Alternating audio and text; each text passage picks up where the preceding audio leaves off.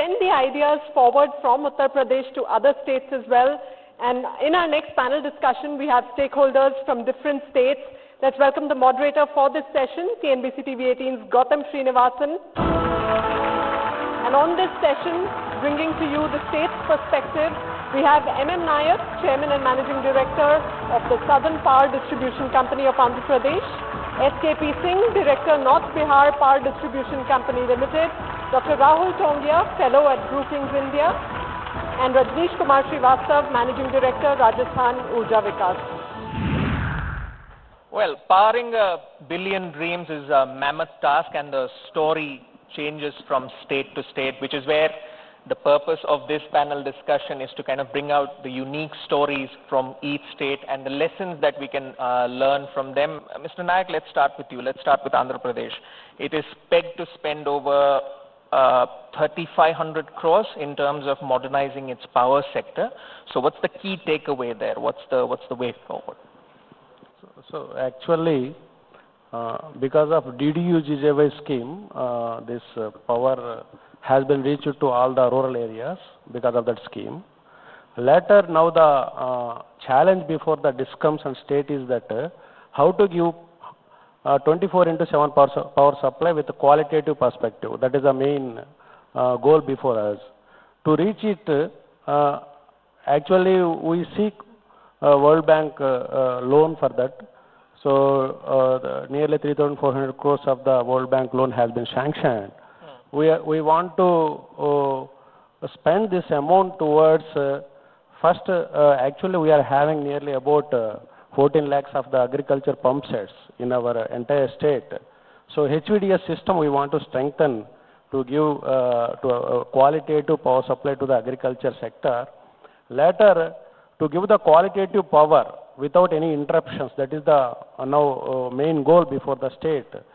So we want to strengthen our substations. We want to increase more number of substations, interlinking lines, and next we want to go for the smart metering and SCADA systems. These things we want to modernize the entire our power sector. These are the things we want to take up in future so that we can give a qualitative, uninterrupted power supply to our consumers. All right. Mr. Srivastav, coming to Rajasthan, now the headline has been the goal to transform loss-making DISCOMs to profitable ones. Now, last year, the debt burden was the highest of any state, but recently, the former energy minister said that he expects it to become profitable. So, how has the center-state dynamic of the same party in power worked to the advantage of the power sector in Rajasthan? This dynamics has really helped us, and we are among the first few beneficiaries of the UDAY scheme.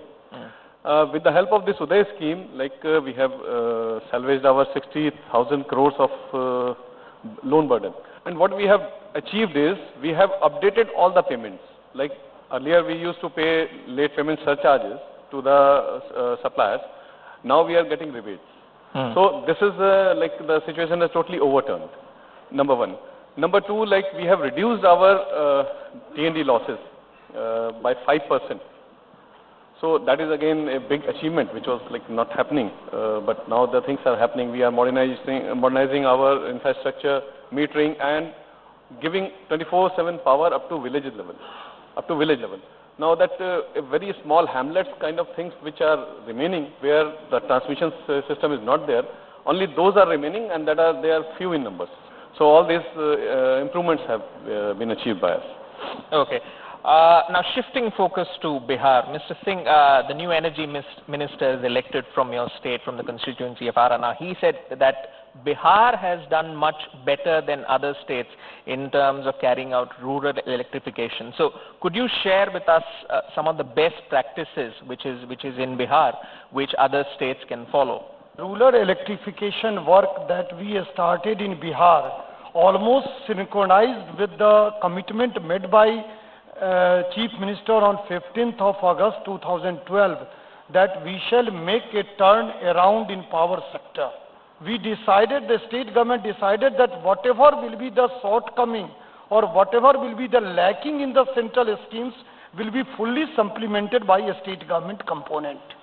So that one decision makes the path easy for the DISCOMs to implement and have a success story that is all described about. All right. Dr. Tongia, what's your sense of how states in general are up to the task of meeting the targets, which are, stiff targets which are set forward by UDAY? I think the most important takeaway from what all is happening, and it's different in different states, is there's a seriousness and a sense of urgency out there. Now, everyone always talked about power for all and all these sorts of things 24/7. These were ambitions as opposed to things where there were pathways to get there. And so this seriousness is emphasized by, in some sectors, you can ride the wave. You look at telecom and mobile, you can ride the wave.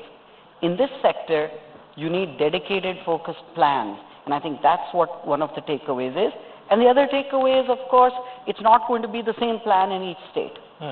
So this heterogeneity that we have in India, it shouldn't be viewed as a bottleneck or a burden. We should exploit it. We should harness it so that we can get different solutions for different needs in different states. Lots of talking points, but we have completely run out of time. Thank you so much for sharing with us your insights on the topic. Thank you to the audience also for joining us. Will is lacking and a whip is lacking. It is the franchisee approach, which can work.